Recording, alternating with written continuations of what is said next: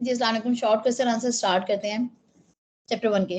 पहला क्वेश्चन है what is data. कहते हैं raw facts and figures are called data. It is used to perform certain operation in an organisation. It give the status of past activities. Data का purpose क्या है? गो के हमने निकालनी सी इन्फॉर्मेशन ही है जो प्रोसेसिंग के बाद आएगी, लेकिन डेटा इस्तेमाल कहाँ पे हो रहा है? आप अपनी पास्ट एक्टिविटीज का इससे आइडिया लेते हैं कि पहले क्या हुआ। लाइक फॉर एग्जांपल मैंने क्लास में एग्जांपल दी थी कि अगर आपने कोई परफ्यूम की शॉप कहीं पे ओपन करनी है, आप पहले उसका एनालिसिस करोगे आया कि उस एरिया में परफ्यूम की डिमांड क्या है, फिर वहां पे कितनी सेल हो सकती है। ये सारी चीजें हमें कैसे पता लगेंगी? कोई भी आपका हिस्टोरिकल डेटा उस वहां पे जो ऑर्गेनाइजेशन ऑलरेडी काम कर रही होगी उस पे रिसर्च के थ्रू, ठीक है, आप उसकी क्या करोगे, इन्फॉर्मेशन निकालोगे या डेटा निकालोगे। उस डेटा के अकॉर्डिंगली आप एनालिसिस करोगे और फिर डिसाइड करोगे आया कि वो परफ्यूम की शॉप वहां पे ओपन करना प्रॉफिटेबल है कि नहीं। कहते हैं डेटा में भी numerical like inventory figure, test code. Data किसी भी तरह का हो सकता है, ठीक है। सिर्फ आपका एक लाइन नहीं है, एक प्रॉपर उसका कोई सिनेरियो या कोई इन्फॉर्मेशन नहीं वो दे रहा, कोई मीनिंगफुल फॉर्म नहीं है, ठीक है।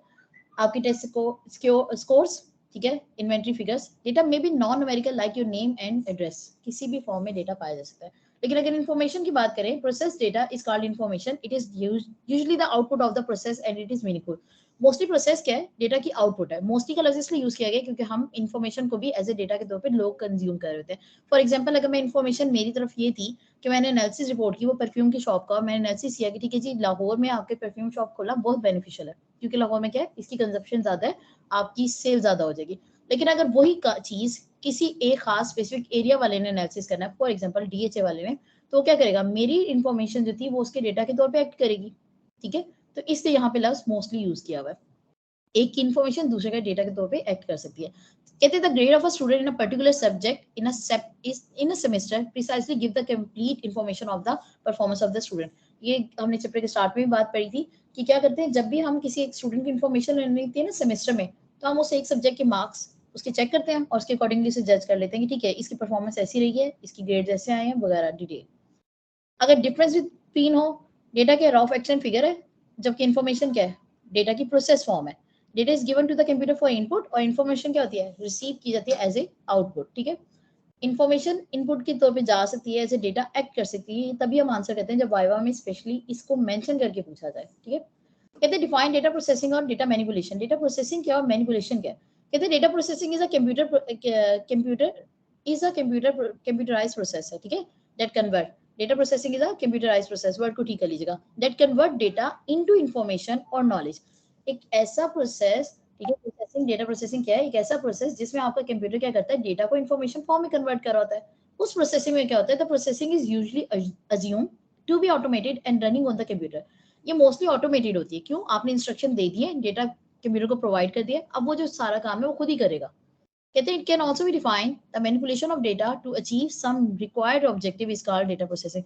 डेटा प्रोसेसिंग ये है डेटा पे परफॉर्म किए जाने वाला कोई भी एक्शन, चाहे वो मैनिपुलेशन है, कंप्यूटेशन है, ईच एंड एवरी, उनमें से कोई भी ऐसा एक्शन परफॉर्म किया जाए जिसका मकसद ये है कि आप अपनी कोई डिजायर या कोई टारगेट अचीव करना चाहते हो, आपका ऑब्जेक्टिव है उसको अचीव करना चाहते हो, वो डेटा प्रोसेसिंग कहलाएगा।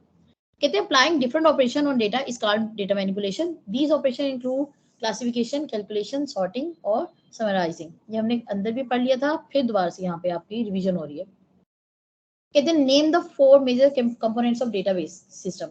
पहला तो डेटा ही है, रॉ फैक्ट्स एंड फिगर, ठीक है, जो इन्फॉर्मेशन बन जाते हैं प्रोसेसिंग के बाद। अब उसमें एक और कंपोनेंट कौन से इन्वॉल्व होता है, हार्डवेयर। हार्डवेयर के बगैर आप काम नहीं कर सकते, ठीक है। आपके फिजिकल कंपोनेंट्स वहां पे प्रेजेंट होते हैं। For example IO devices, input output devices, primary storage जिसे आप रैम भी कहते हो, सेकेंडरी स्टोरेज डिवाइसेस जहां पे आपने कोई सॉफ्टवेयर वगैरह सेव की हुई है, आईओ चैनल्स, ठीक है, जितने भी आपके प्रोवाइड किए जा रहे हैं, पेरिफेरल्स मोस्टली, प्रोसेसर। अगर मेरे पास ये हार्डवेयर के कंपोनेंट्स नहीं होंगे, मेरी वर्किंग स्टार्ट नहीं होगी। लेकिन ये हार्डवेयर के थे। अब सॉफ्टवेयर में कौन से कंपोनेंट्स है, ठीक है, डेटा हो गया, हार्डवेयर होगी, सॉफ्टवेयर भी तो रिक्वायर्ड है, इंस्ट्रक्शन। कहते हैं all kind of program that include, ठीक है, तमाम वो प्रोग्राम जो बेसिकली किन को इंक्लूड करते हैं, या तो यूटिलिटीज को, या फिर क्या करते हैं, यूजर और सिस्टम सॉफ्टवेयर, यानी एप्लीकेशन और सिस्टम सॉफ्टवेयर भी हो सकती है उसमें, utility programs, for example backup programs, antiviruses वाले, ये सब। फोर्थ कंपोनेंट सबसे लास्ट, ठीक है, इसे कहते हैं पर्सोनल। पर्सोनल से मतलब है people who involve with the system.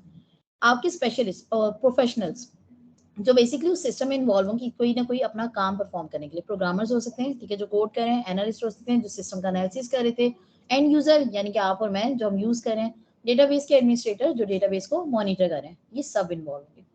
फिर कहते हैं डिफाइन फील्ड, फील्ड क्या है, कहते हैं each column of a table in a relation database is called field, it represent the attribute of entity, it in the table it is represent as a column. मैंने आपसे कहा था table को ज़हन में रखिए और याद रखिए जो कॉलम है उसका दूसरा नाम क्या है, फील्ड है।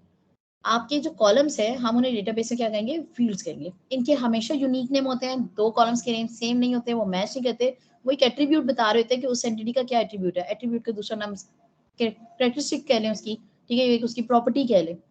और यही रिकॉर्ड में अब आ जाए, रिकॉर्ड की कलेक्शन ऑफ रिलेटेड फील्ड्स, आपकी कॉलम से मिलके एक रो आपके कॉलम्स के थ्रू एक रो बनती है। अब वो जो रो है वो बेसिकली क्या है, हम उसे रिकॉर्ड के नाम से जानते हैं। रिकॉर्ड के नाम क्या होता है, एक बंदे की डिटेल।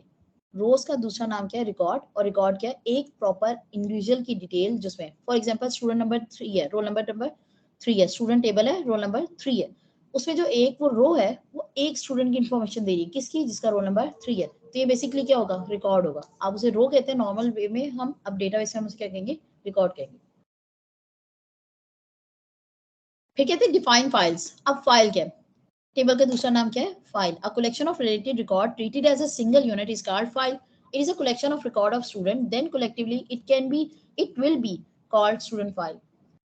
एज ए नॉर्मल आप सेपरेटली अगर स्टूडेंट का एक सिंगल स्टूडेंट का रखते हो ना अपने पास डिटेल, आप कहते हैं कि जी रोल नंबर 1 का रिकॉर्ड है, रोल नंबर 2 का रिकॉर्ड है, रोल नंबर 3 का रिकॉर्ड है। अगर इन्हीं रिकॉर्ड्स की मैं कलेक्शन कर दूं तो वो क्या बन जाएगी, फाइल। फाइल की 3 मेजर टाइप थी, मास्टर फाइल थी, ट्रांजैक्शन फाइल थी, बैकअप फाइल थी। इनकी डिटेल अंदर लिखी हुई चैप्टर में, चाहे उन्हें शॉर्ट में इधर मेंशन नहीं की, आप पीछे से याद करेंगे, हमने बड़ी डिटेल में पढ़ी थी। कहते हैं name the file type from function point of view.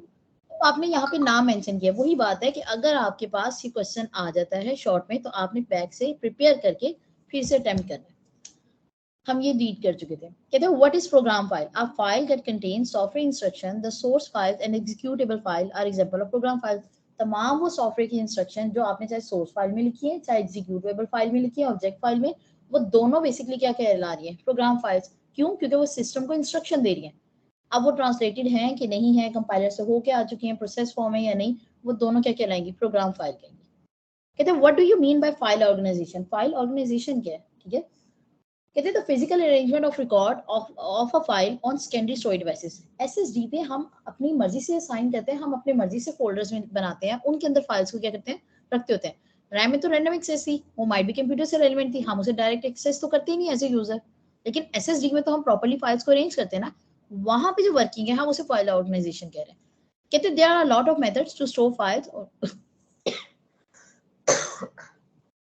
to store file on a secondary storing media, ठीक है। all the methods have their own advantages and disadvantages, they are different type of organ। हर एक के different method से हमने detail में study किया था, कुछ के कुछ बेनिफिट थे, कुछ के नुकसान थे। सीक्वेंटल में हमें क्या था, वो कि हमें निकालने वक्त या रीड्राइव करने वक्त या रीड करते हुए मेमोरी को बड़ा मसला होता था, क्यों, टाइम टेकिंग बहुत था। लेकिन रीड राइट करते हुए हमें क्या था, आसानी थी। जब मैंने चीज को स्टोर करना है ना, मुझे पता है अगली अगली मेरे पास ब्लैंक स्पेस कब आ रही है। अगर डायरेक्ट रैंडम एक्सेस थी, हमें ये बहुत अच्छी लगी थी, रैम की वर्किंग थी, मैंने कहा था इसे याद रखिएगा। आपको जहां जगह मिलती है आप स्टोर करते हैं, फिर जहां से आपने रीड्राइव करना है डायरेक्ट उस एड्रेस को पकड़ेंगे और उधर से चीज को निकाल लेंगे।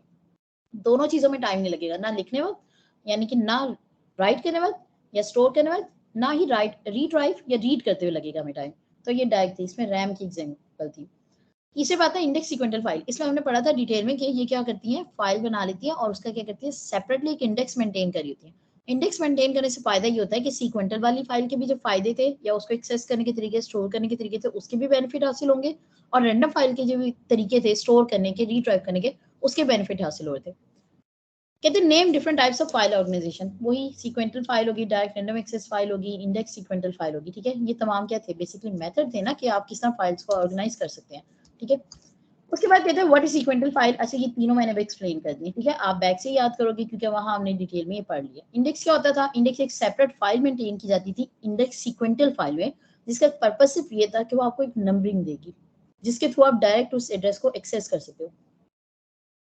कहते हैं database index is a data structure that improve the speed of operation on a database table. It is a table created by the system developer और DBA, database administrator, containing the key attribute of the table for which the index is created। आपका main जो हमारी primary की थी, मैं उसको पकड़ूंगी और उसके अकॉर्डिंगली क्या करूंगी, अपनी एक इंडेक्स बना लूंगी। मैंने आपसे कहा था रोल नंबर माइट भी ऊपर नीचे हो सकता है, आपने रोल नंबर 3 को डिलीट किया, ठीक है, मैंने ये क्लास में एग्जांपल दी थी। रोल नंबर 3 को अगर आप डिलीट करते हैं तो वहां इंडेक्स में फर्क नहीं आ रहा था, इंडेक्स क्या कर रहा था, ऑटो अपडेट ले रहा था, इसलिए हम इंडेक्स को देखेंगे तो हम डायरेक्ट पहुंच सकते हैं, हम रोल नंबर की भी अकॉर्डिंग नहीं चलेंगे। कहते हैं इन यहाँ पे लिखा हुआ है दूसरी बात, कहते हैं वन और more columns of the database table, ठीक है, ये बेसिकली एक या दो कॉलम से जैसे हमने प्राइमरी की बात की थी, प्राइमरी की सिंगल कॉलम पे भी हो सकती है, कंपोजिट कॉलम्स पे, ठीक है, एक से ज्यादा कॉलम्स पे आ सकती है, लेकिन वो रहेगी प्राइमरी की। यहाँ पे भी हमने जब प्राइमरी की कंसीडर करनी है वो कंपोजिट प्राइमरी की भी हो सकती है। कहते हैं provide the basis for both rapid and random lookups and efficient access to the order record. अगर हमारे रिकॉर्ड्स एक ऑर्डर्ड फॉर्म में है, किसी सॉर्टिंग ऑर्डर में है, ये उन्हें क्या करेगा, एक्सेस करने में मदद देगा। कौन, इंडेक्स। नेक्स्ट पे आते हैं, कहते हैं define database. A database is structure and collection of records और data that is stored on a computer so that the program can consult it to answer queries. Database जब हम बना के कंप्लीटली तौर पे रख देते हैं टेबल्स की फॉर्म में जैसे भी, ठीक है, टेबल हमारी एक लॉजिकल रिप्रेजेंटेशन है, अब मैंने क्या करना है, उसे एक्सेस करना है। अब एक्सेस करने के लिए मैंने आपसे कहा था आपने हमेशा क्यूरीज यूज करनी है। क्यूरीज की हमने एग्जांपल ली थी एसक्यूएल लैंग्वेज से।